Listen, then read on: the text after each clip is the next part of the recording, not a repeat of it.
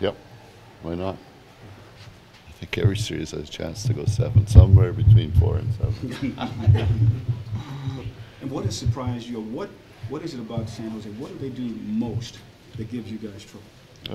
I think we both give ourselves trouble because we have similar type teams. There's not much difference in the teams. I've said it just how many times?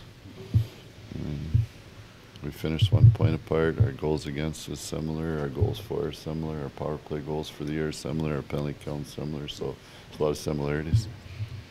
Do you believe in the value of having a Game 7 at home? I guess because we're here, Yeah. quite honest. Yeah. There's some value in it. I know the importance of winning a series is always better at home. Not so much Game 7, but winning a series, because it might just at one point get one center against one centerman or a defenseman forward matchup that you want, because you have that. That might be the biggest advantage. Quite honest, that's the biggest. It's changed so much from before the last CBA, right? In terms of the advantage at home ice, and that it basically took it out. Other than there's 2 or 3 times where coaches can impact it during a game, and that's basically what you look for.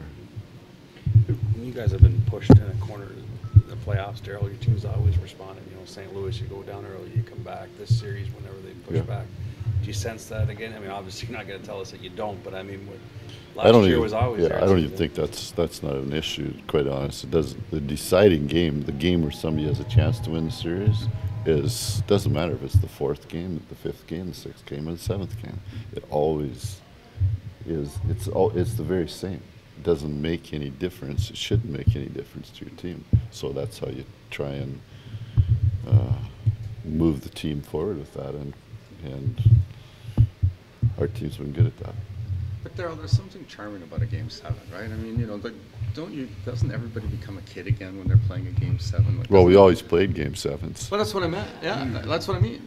Everybody becomes a kid again. Yeah. You always played Game 7s. Yeah. It wasn't like but Game there's 4, also, but the difference in it when you're doing it at a higher level is there's a little bit of attrition involved in it. Yeah. And there's a little bit of not having everybody at 100% always Game 7s. That's the advantage of shorter series, obviously, right? Yeah. So there's that always goes into it too, and how as a player you manage that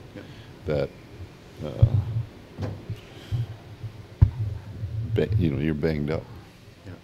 Do you ever miss? Like, I know you missed the game because everybody has to retire at some point. But isn't this when you miss the game? Like when you get into a game like this, where it's you're ready to play. It's Game 7, everything on the line. Well, I'm not saying Game 7 to be in fact, but there's always guys that are better in those situations. Always, it's proven. Yeah. Best part. Yeah. See who does it. Yeah.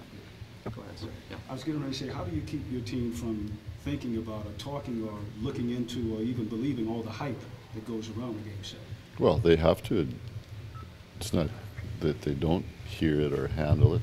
That's part of it. That's part of what we, last year when we take team downtown, everybody thought it was to lock them up or something, but no, it was the other way. They never got to see what was going on. Mm-hmm. They never got to go to the big rink the day of the game. They never got to walk and have people talk to them. They came to the practice rink and then went back to the beach. That's the difference. Mm-hmm. That's what you want them to experience. You want them to experience it. It doesn't matter. Quite honestly, there's what's tomorrow night? It's 50-50. We might win, we might lose. Somebody is going to win. Somebody is going to lose. Yeah. That's for sure, right? So, but you want them to experience that because that's the best part of it. You talked about the attrition when you get to a 7th game. How do you think your team has handled that? How have we handled it? We've used 23, 25 players in not many games so far, and that's a little bit based on performance, based on injuries. And so how have we handled it? we're still playing. We won a round and we're in the second round, so we've handled it pretty well. For the start tomorrow, you know, that again for them last night, that was important to kind of set the tone. Actually, we had a really good start last night, Pierre. Really good. I mean, if it would have been... Until the penalties. Yeah, well, because Cliffy's a penalty. So we were pretty good. I mean, we've played the last 3 games the way we want to play.